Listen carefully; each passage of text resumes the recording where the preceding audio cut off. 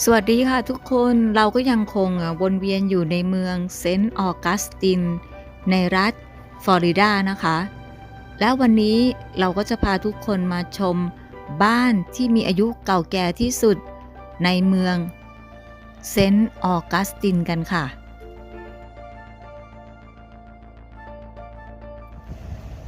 บ้านหลังนี้นะคะรู้จักกันในชื่อกอนซาเลสเฮาส์ค่ะซึ่งเป็นเจ้าของบ้านนายกอนซาเลสนี่เป็นนายปืนใหญ่ประจำการอยู่ที่คาสติโลเดอแซนมาคอสนะคะเขาได้อาศัยอยู่กับครอบครัวในบ้านหลังนี้ประมาณเกือบ40ปีค่ะบ้านหลังนี้ก่อสร้างราวปีคริสต์ศักราช1723ถึงคริสต์ศักราช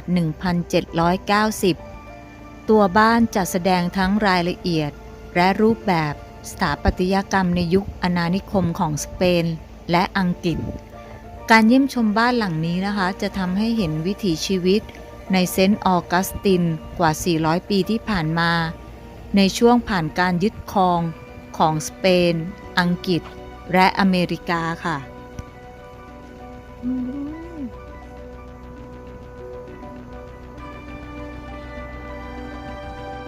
บ้านดั้งเดิมนะคะจะเป็นบ้านหินทรงสี่เหลี่ยมผืนผ้า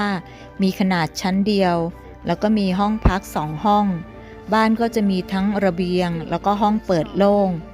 ทางเข้าหลักของบ้านต้องผ่านระเบียงซึ่งเปิดออกสู่สวนที่มีกำแพงล้อมรอบด้านหลังด้านหน้าของตัวบ้านเราจะเห็นอ่างหินขนาดใหญ่ที่ใช้สำหรับรองน้ำสะอาดเพราะน้ำที่เอามาใช้จะเป็นน้ำจากบ่อซึ่งไม่สะอาดนะคะต้องผ่านกรรมวิธีการกรองน้ำก่อนใช้โดยเขาจะตักน้ำนะคะที่นำมาจากบ่อใส่ในอ่างหินและใต้อ่างหินนั้นจะมีรูนะคะให้น้ำหยดไหลลงมาน้ำที่หยดลงมาแต่ละหยดจะผ่านการกรองแล้วและสามารถนำไปใช้ได้ซึ่งสะอาดแตกต่างจากน้ำที่เราเทลงไปบนอ่างหินเลยค่ะ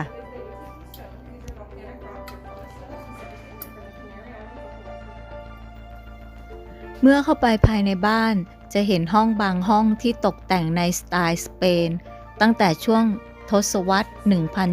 1700 ในขณะที่ห้องอื่นๆสะท้อนให้เห็นถึงอิทธิพล2 ยุคสมัยห้องที่เรายืนอยู่ตอนนี้นะคะเป็น1 ใน 2ของห้องดั้งเดิมตั้งแต่สร้างบ้านยุคแรกๆกอนซาเลสมีลูก10 คนค่ะและต่อมาเขาก็สร้างห้องเพิ่มขึ้น ผนังบ้านสร้างจากเปลือกหอยธรรมชาติที่เรียกว่าโคคิวนามีขนาดหนาซึ่งฉาบด้วยปูนขาวมันช่วยปกป้องความร้อนในฤดูร้อนและป้องกันความเย็นในฤดูหนาวตรงกลางบ้านจะมีเตาให้ความร้อนซึ่งไม่มีปล่องไฟเหมือนในบ้านในยุคปัจจุบัน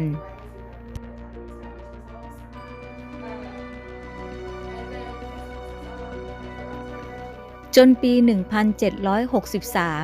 เมื่อสเปนยกฟลอริดาให้บริติชชาวสเปนที่อาศัยอยู่ที่เซนต์ออกัสตินรวมทั้งกอซาเลสและครอบครัวก็ได้ย้ายไปที่คิวบาบ้านหลังนี้ไม่มีผู้อาศัยมานานจนถึงปี 1775 นายทหารอังกฤษที่ชื่อโจเซฟพีเวตผู้ที่มีฐานะร่ำรวยได้ซื้อบ้านหลังนี้และในระหว่างปีคริสต์ศักราช1775 ถึง 1786 เขาได้เพิ่มขนาดของบ้านเป็น2 เท่าโดยการเพิ่มชั้น2โดยใช้ไม้ก่อผนังเพิ่มบานประตูและหน้าต่างกระจกเคลือบเมื่อเราขึ้นมาสู่พื้นที่ชั้นบนนะคะเราก็จะเห็นห้องต่างๆที่ได้รับการตกแต่งเพิ่มเติมแนวบริติชความรู้สึกถึงความแตกต่างในชั้นล่างที่ค่อนข้างมืดเย็นและชื้น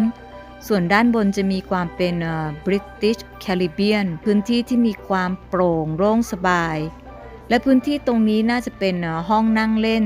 ที่พีเวสใช้พักผ่อนในช่วงเวลาที่อาศัยอยู่บ้านหลังนี้และนี่ก็คือรูปถ่ายชั้นล่างของบ้านหลังนี้นะคะส่วนพื้นที่ห้องอาหารถูกต่อเติมเมื่อปี 1819 เครื่องใช้บนโต๊ะอาหารคือหลักฐานทางโบราณคดีที่ถูกค้นพบยังมีเศษเครื่องใช้ซึ่งอยู่ใต้ดินอีกมากมายบางชิ้นประดับด้วยมุกและยังมีการค้นพบกระติกน้ำที่นำเข้าจากประเทศจีนซึ่งในยุคนั้นคนจนไม่สามารถมีกระติกน้ำแบบนี้ได้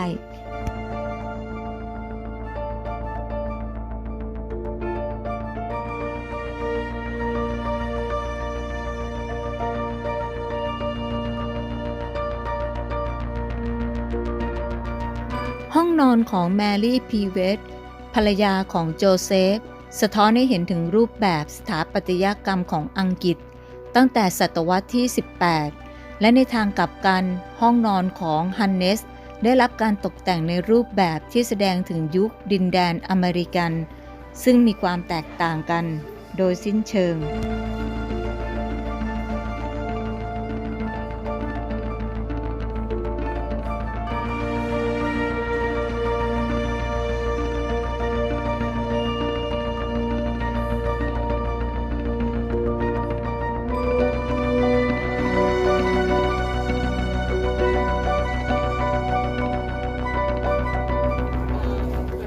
นอกจากนี้นะคะห้องครัวก็ถูกสร้างแยกออกจากตัวบ้าน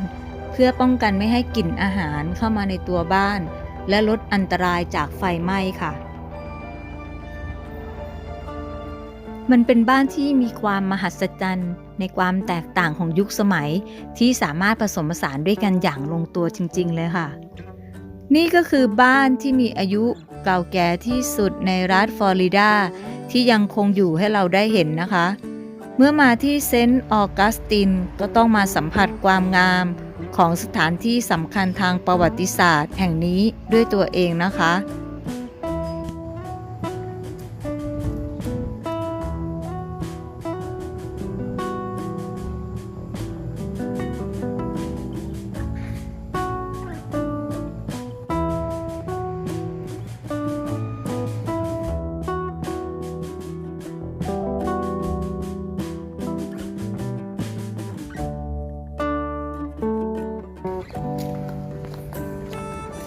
หลังจากที่เราชมบ้านที่เก่าแก่ที่สุดนะคะที่ตั้งอยู่ที่เซนต์ออกัสตินในฟลอริดานะคะตอนนี้เราก็จะเดินไปหาของกินแล้วค่ะตั้งแต่เช้ายังไม่ได้กินอะไรเลยเอาไว้เจอกันใหม่ในคลิปต่อไปว่าหลังจากจบคลิปนี้เราจะไปที่ไหนต่อ